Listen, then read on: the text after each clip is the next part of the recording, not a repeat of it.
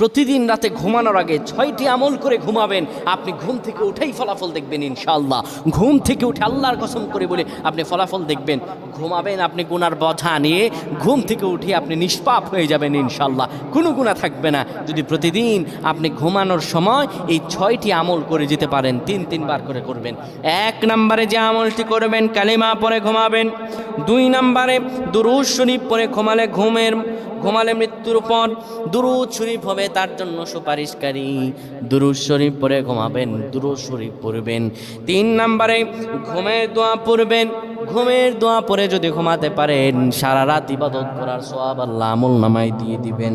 4 নম্বরে আয়াতুল কুরসি পড়ে ঘুমাবেন। আয়াতুল কুরসি পড়ে কেউ যদি ঘুমায়, ফেরেশতারা তাকে সারা রাত পাহারা দেয়। ফেরেশতারা তাকে সারা রাত পাহারা দেয়। আয়াতুল কুরসি পড়ে ঘুমাবেন।